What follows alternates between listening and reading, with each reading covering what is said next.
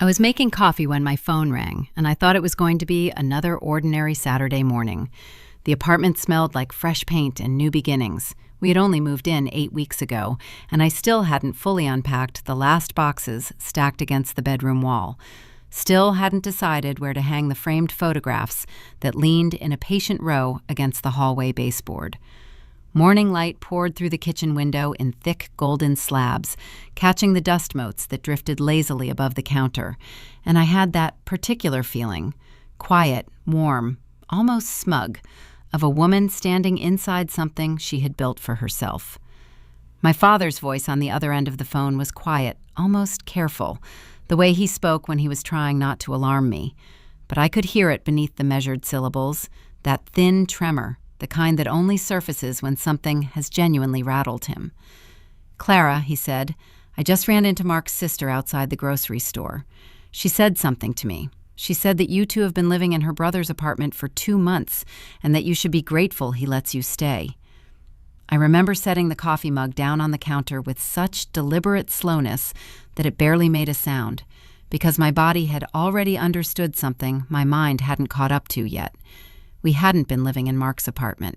We had been living in my apartment, the one I had purchased with the inheritance my grandmother left me after she passed 4 years ago, the one I had spent 3 months negotiating, signing, stamping, and registering in my name alone. Every document, every receipt, every sleepless night of paperwork bore my name and only my name. And yet, in the 8 weeks since Mark and I had moved in together, the story had already been rewritten. Not by strangers, not by someone who didn't know better. By my husband's family.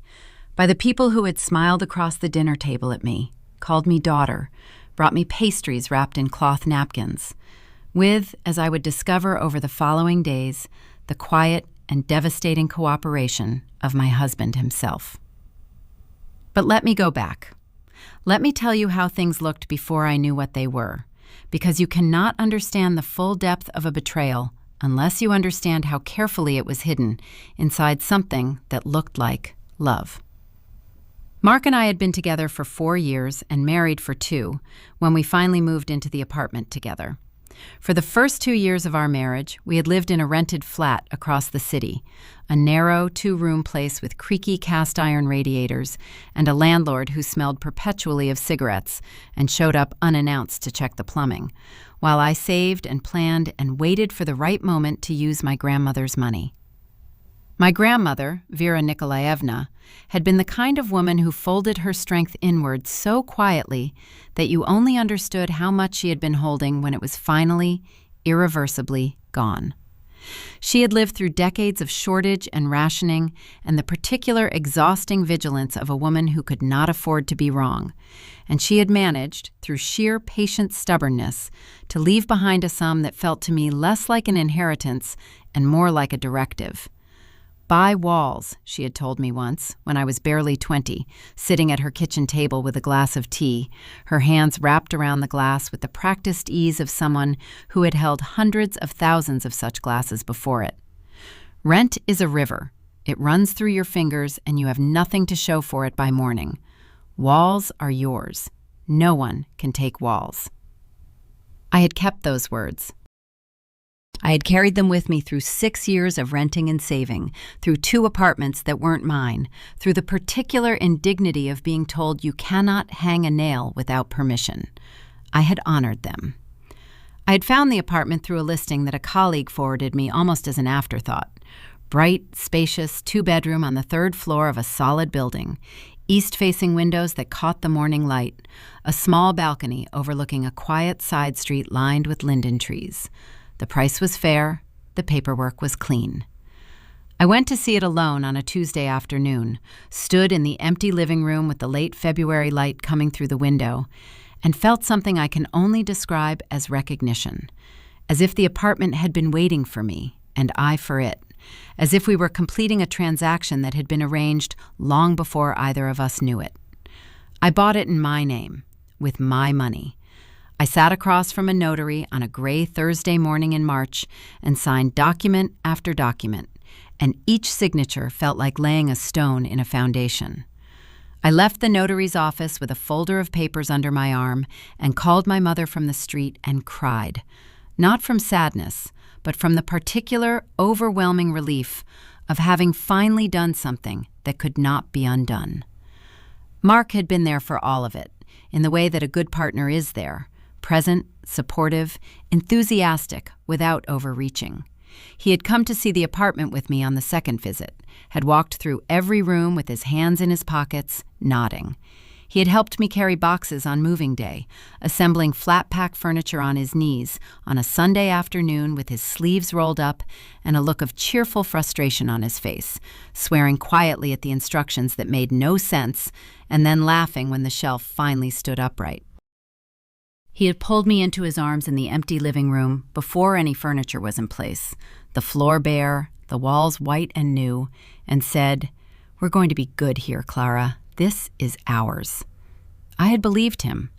I had believed in the we of it, in the shared warmth of it, in the idea that what was mine was freely offered to both of us, not as a loss, but as a gift, and that he understood the difference between what was offered and what was owned. That was my first mistake. Not the generosity itself. Generosity is not a mistake.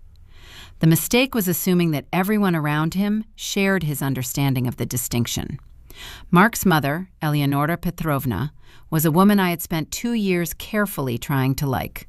She was short and soft-spoken and dressed always in conservative, careful clothes, dark blouses buttoned to the collar, good shoes with moderate heels, silver earrings that caught the light when she tilted her head to listen to you, which she did often, with an expression of such focused attentiveness that you couldn't help but feel in her presence that you were the most interesting person in the room.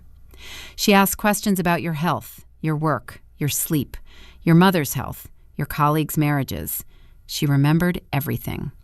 She brought homemade pastries when she visited, wrapped in cloth napkins, still faintly warm, and watched you eat them with a satisfaction that felt, if I'm honest, slightly proprietary, as if the pleasure you took in them was hers. She called me daughter in that particular way some mothers-in-law do, not with warmth exactly, but with a territorial certainty, as if the word were a collar rather than an embrace. I told myself I was being uncharitable. I told myself that a woman who made apricot jam from scratch and sent birthday cards in actual physical envelopes could not possibly be the thing I sometimes glimpsed at the corners of my perception. I was wrong. But I would not understand the full depth and precision of that wrongness for another 8 weeks. Mark's sister, Svetlana, was another matter entirely. She was 32, 3 years older than me, and she had her mother's eyes, that same quality of watchfulness, that same readiness to assess and categorize, to measure and file. She had never been openly unkind to me. She had been something more sophisticated than that, something harder to name, and therefore harder to defend against. Always slightly cooler than the situation required, always slightly slower to include me in family jokes, always finding a reason to address her brother in the diminutives their mother used, the private, warm language of a family that had not yet decided whether to fully make room for me. At family gatherings, she would pull Mark aside to ask him something quickly, in a way that always lasted 20 minutes and always left him slightly altered when he returned, more careful, more enclosed, as if he had been reminded of something. She had asked me once, at a birthday dinner in the spring, the same dinner where Eleonora Petrovna had served 3 courses and made a point of mentioning that the linen tablecloth had been in the family since before Mark was born. Svetlana had asked me, leaning forward over her wine glass with a smile that was perfectly constructed, how much I had paid for the apartment. Not with hostility, with the casual directness of someone who considers the question entirely reasonable, who sees no meaningful separation between the family's interests and information that belongs to them by right. I had told her it was a private matter. She had smiled and said, of course, and turned back to her wine, but her eyes had stayed on me for a beat too long, a beat I felt on the back of my neck, a beat I recognized but refused to name. I would not think of that look again until my father's phone call. In those first 2 months in the apartment, life had been genuinely, palpably happy. Or at least I had believed it was. And belief is its own kind of reality, until it isn't. We were building something together. Mark had begun working from home 3 days a week, and I liked the particular quality of coming home from the office to find him at the kitchen table with his laptop and a cold, forgotten cup of coffee, slightly rumpled, slightly distracted, looking up at the sound of my key in the lock with a smile that was still, 4 years in, the smile that had made me fall in love with him. We cooked dinner together on weekends, elaborate, unhurried dinners with good wine and music playing from the small speaker on the windowsill, and we argued pleasantly about curtain colors and agreed on almost everything else. We had friends over twice, and the apartment filled with laughter and voices and the warm disorder of a home being actively inhabited, of walls that were being broken in, that were learning the sounds and temperatures of the people inside them. I thought we were happy. I thought the apartment was the foundation of something solid, something I had built with intention and was now sharing with love. I did not yet know that the foundation itself was what they were coming for. The first sign that something was wrong was small enough to dismiss without effort, which is exactly how such signs are designed to work. About 3 weeks after we moved in, Eleonora Petrovna came to visit for the first time. She arrived with a box of pastries and a string of compliments. "What a wonderful space! How cleverly you've arranged it! Such good light!" And spent an hour walking slowly through every room with the focused, slightly proprietary attention of someone conducting an inventory rather than paying a social call. She lingered in the bedroom, remarking on the built-in wardrobe that Mark had spent a Sunday assembling. She stood on the balcony for a long time, with her hands on the railing, looking down at the linden trees on the street below. In the kitchen, she opened 2 of the cabinet doors and nodded slowly, with that particular nod that means a conclusion has been confirmed rather than a discovery made. "It's practical," she said, as if this were a compliment, and turned back to the window. Then she added, her voice carrying the lightness of someone saying something incidental, "Mark chose well." I opened my mouth. Mark was already pouring tea. The moment folded in on itself and passed, and I stood in my kitchen listening to the hiss of the kettle and telling myself it didn't matter who she credited with the choice. It was just a turn of phrase. She was an older woman from a different generation. She didn't mean anything by it. She had meant everything by it. 2 weeks after that visit, the phone calls changed. Mark had always called his mother on Sunday evenings, a ritual I had long since stopped paying close attention to, a 30-minute update on the week's events that played out in the living room while I read or prepared things for Monday. But now he sometimes stepped out onto the balcony to take her calls, and when he stayed inside, I noticed that his voice dropped when I moved through the room. Twice, walking past the kitchen doorway, I heard my name. Once, distinctly, I heard the word documents. I told myself it was nothing. Perhaps he was planning a birthday surprise. Perhaps there was a family matter that didn't involve me. I was not the kind of wife who listened at doors. I was not the kind of woman who built catastrophes out of lowered voices and administrative uncertainties. I had made a point of being that kind of woman. Reasonable, trusting, willing to extend good faith even when the evidence was ambiguous. So I made tea, went back to what I had been doing, and filed the observations somewhere at the back of my mind, where uncomfortable things go when you are not yet ready to look at them directly. The second morning came from Svetlana herself. 10 days before my father's phone call, she had appeared at the apartment on a weekday evening, ostensibly to drop off an early birthday gift for Mark, whose birthday was still 3 weeks away, and spent most of her visit in the kitchen with him while I was in the next room, kneeling on the floor and unpacking a box of books. Their voices were too low for me to follow, but the rhythm of the conversation was wrong in a way I couldn't explain and couldn't ignore.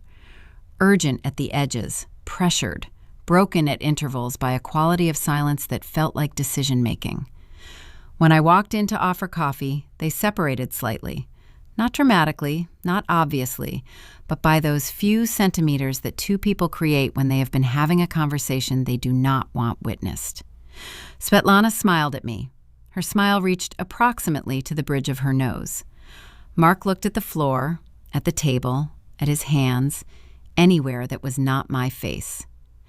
"We were just talking about Mom," he said. "She's thinking of repainting her apartment." I said that sounded nice. Svetlana left 20 minutes later, pressing Mark's arm at the door in a way that looked, from behind, more like instruction than affection. Mark was quiet all evening and said he had a headache when I tried to start a conversation before bed. I lay in the dark beside him, listening to the buildings settle around me, the water pipes, the distant pneumatic hiss of the elevator, the occasional voice from another floor carried through the walls, and thought with the particular clarity that comes just before sleep, something is wrong. I did not know what. But knowing something is wrong and knowing what is wrong are two entirely different states of mind. And for 3 more days, I lived in the first state, that uneasy, static hum of a woman who senses a current she cannot yet trace to its source. I went to work, I came home. I cooked, I watched Mark across the dinner table, and looked for the lie behind the familiar lines of his face, and found only the face I had always known, the way he tilted his head when he was thinking, the way he held his fork, the way he laughed at something on his phone and then felt guilty for not sharing it and turned the screen toward me. I thought, I am imagining this. I thought, I am the kind of woman who invents problems when things are going too well. I thought, it is nothing. And then it was Saturday morning, and I was making coffee, and my phone rang. After I hung up on my father, I stood in the kitchen for a long time in a silence that pressed against my ears like water. Then I went to the bedroom. I went to the wardrobe.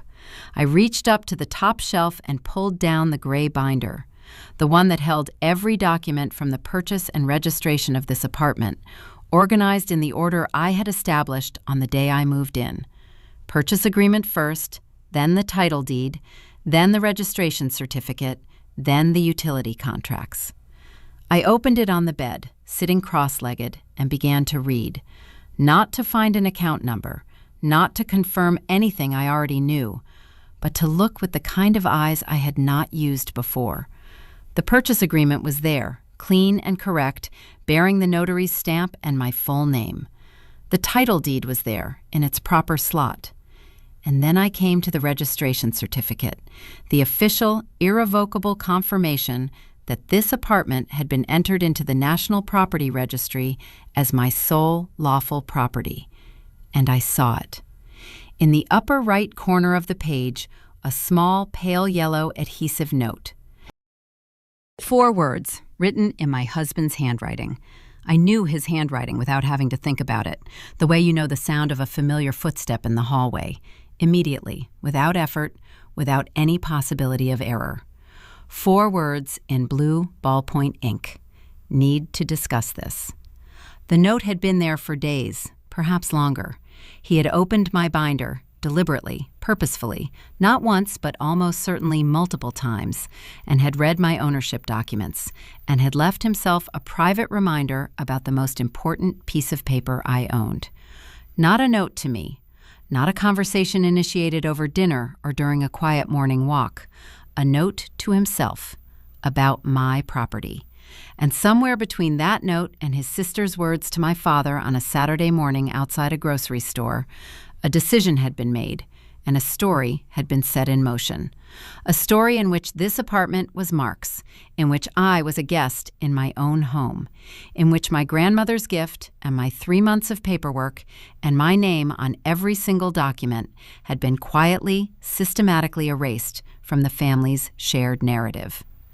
My hands were trembling, not violently, not the kind of trembling that comes from cold, but with a fine and insistent vibration, the kind that comes from a body absorbing something it has not been designed to absorb all at once. I sat on the edge of the bed with the registration certificate in one hand and the adhesive note between 2 fingers, and I breathed. In, out. I thought of my grandmother's hands around a glass of tea. I thought of the word walls. I thought of the notary's office and the pen moving across the paper and the feeling, that clean and irreversible feeling, of something being made permanently real. Then I put the note in the pocket of my jeans, closed the binder, replaced it on the shelf, and made 2 phone calls. The first was to my father. "Don't say anything to anyone," I told him. "Not yet.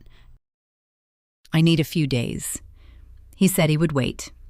I could hear the controlled weight of his anger, the dense, protective fury of a father who has understood that his daughter is being circled, and I was grateful for it, even as I asked him to hold it still.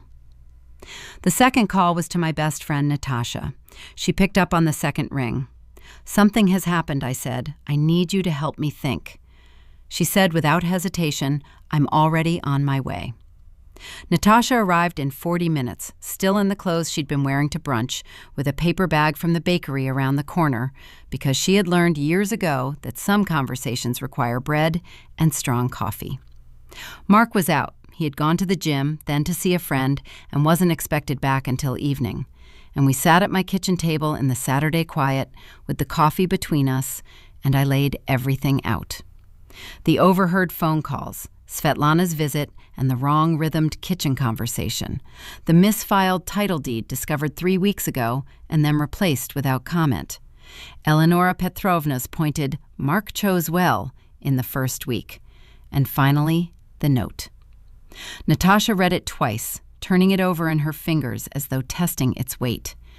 She was quiet for a long time. Then she said something that changed the direction of everything. "Clara, do you know whether Mark has access to your documents through the notary's office? Is his name anywhere at all?" I said no. He was on nothing. The apartment was in my name alone. I had been very deliberate about that, not from distrust, but because the inheritance had been left specifically to me, and it had seemed right to honor that specificity. "Then the only thing they can actually do," Natasha said slowly, "is try to create an alternative story, a narrative that they rehearse and repeat until it acquires the weight of truth. And you only do that," she set the note on the table between us, "if you're building towards something. A divorce proceeding, a legal claim, something that requires the story to already be established."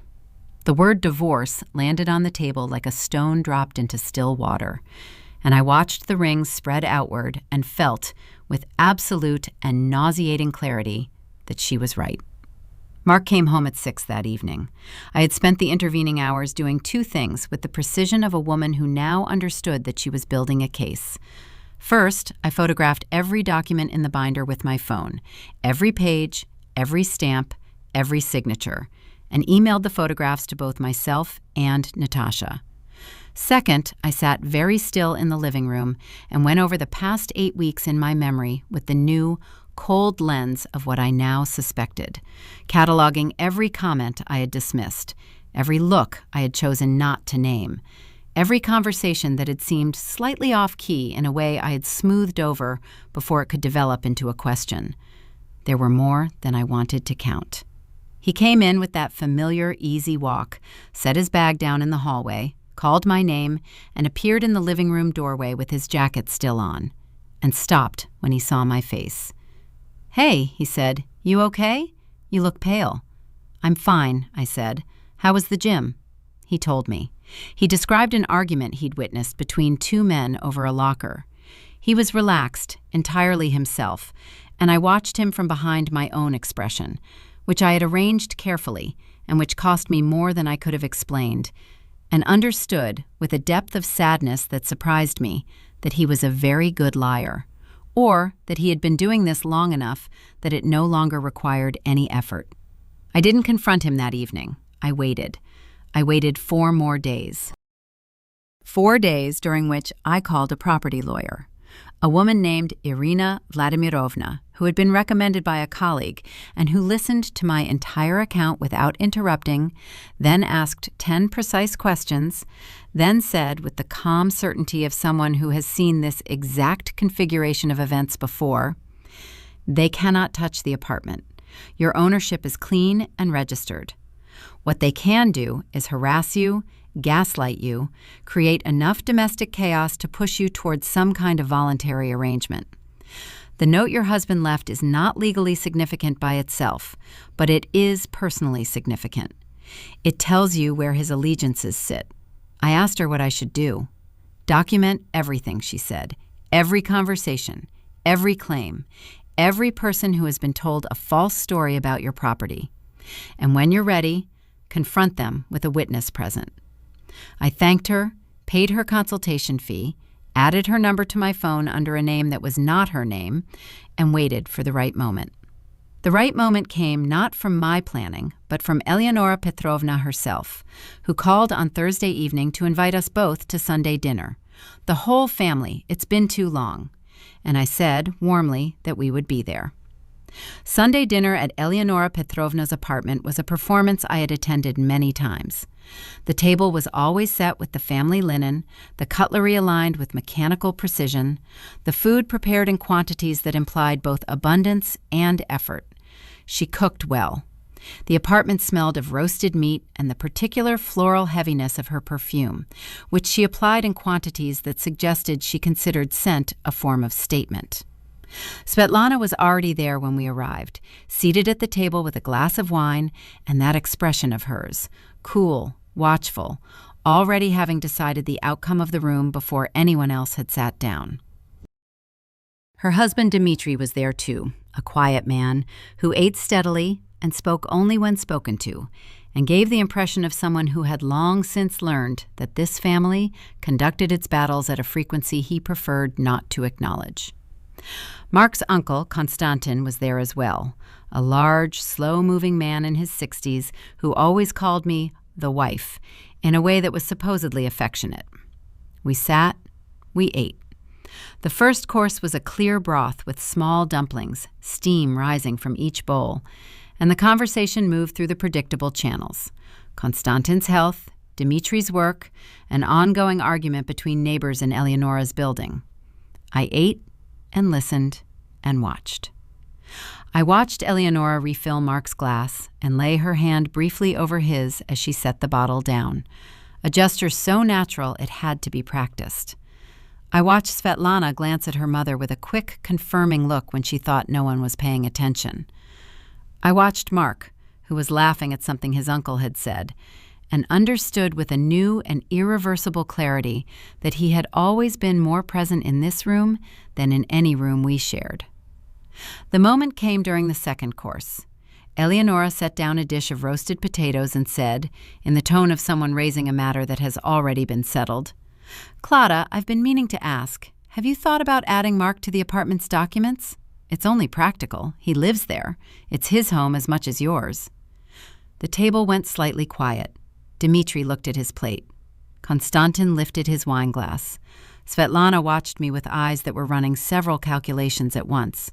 And Mark, my husband, the man who had assembled furniture on his knees on the Sunday afternoon and held me in an empty room and said, "We're going to be good here," looked at the tablecloth. He did not look at me. He looked at the white expanse of linen between his plate and mine and said nothing. I set down my fork.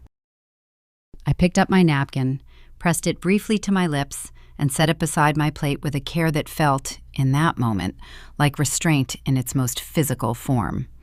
Then I said, quietly and clearly, "Eleonora Petrovna, I'd like to understand something. Last Saturday, Svetlana told my father that Mark and I have been living in Mark's apartment for 2 months and that I should be grateful. My father called me while I was making coffee to ask if that was true." The silence that followed was of the particular quality that occurs when a room has been waiting for a moment and the moment has arrived ahead of schedule. Eleonora's expression did not change, exactly. It was too carefully maintained for that. But something behind it shifted, something recalculated. Svetlana's wineglass stopped halfway to her mouth. Mark's jaw tightened. I could see it from where I was sitting, the small, helpless tension of a man watching something happen that he had spent weeks hoping would not happen. "Darling," Eleonora said, reaching for the warmth she kept in reserve, "I think there was a misunderstanding. Svetlana only meant—" "What did she mean?" I asked.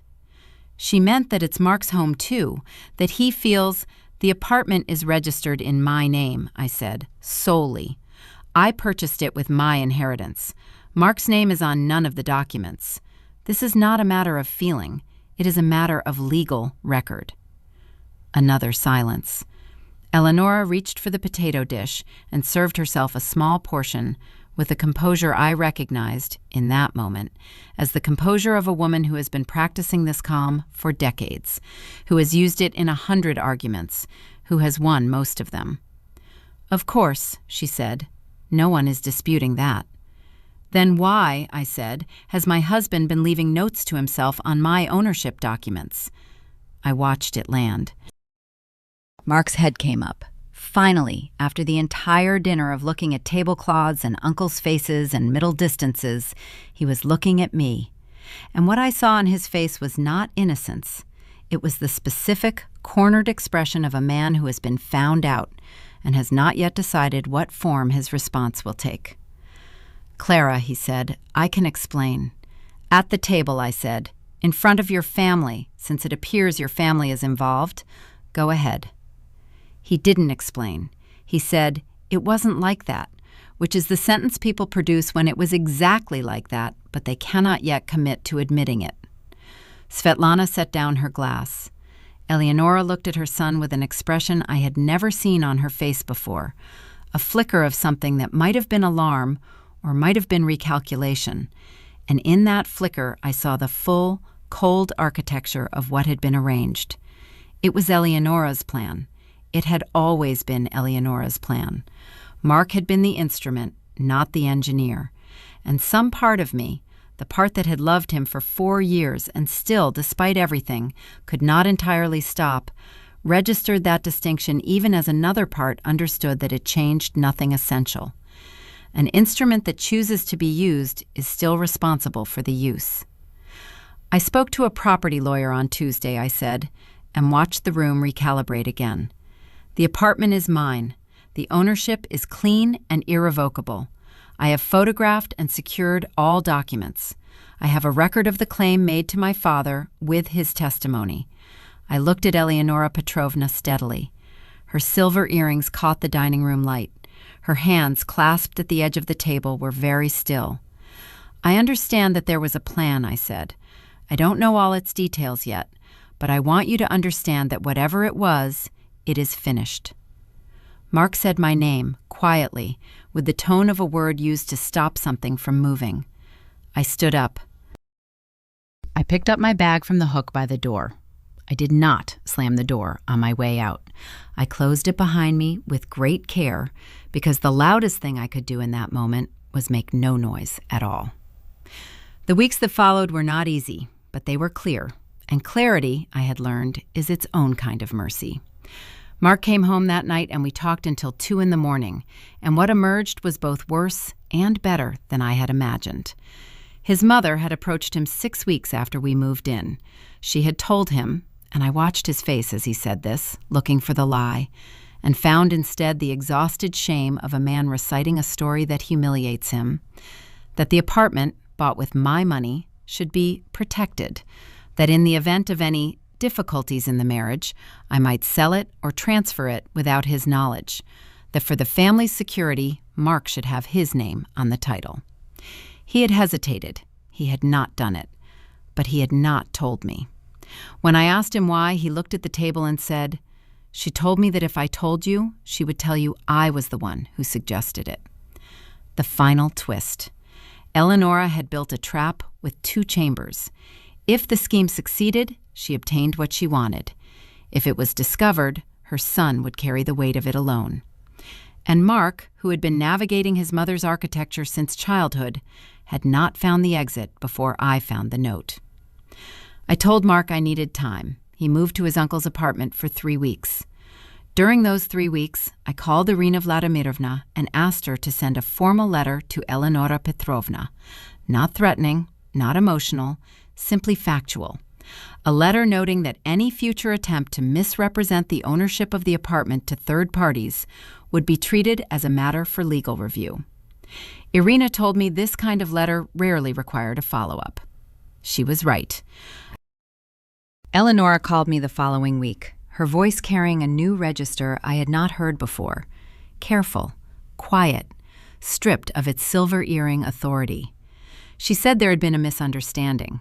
I said that I hoped she was right and that I looked forward to there being no further misunderstandings. Svetlana sent a text that said simply, "I shouldn't have said that to your father. I'm sorry." I read it twice, set the phone face down on the table, and decided that whether the apology was genuine was a question I did not need to answer today. That was 14 months ago. The apartment is still mine. The title deed is in its correct slot in the gray binder, with no adhesive notes attached to any page. The linden trees outside the balcony are in bloom this week, trailing their pale flowers across the side street in a late spring breeze. And in the mornings, I still stand in the kitchen with my coffee and watch the light come through the window in its long gold slabs, the dust motes moving slowly in the warmth. The feeling is different now from what it was in those first easy weeks.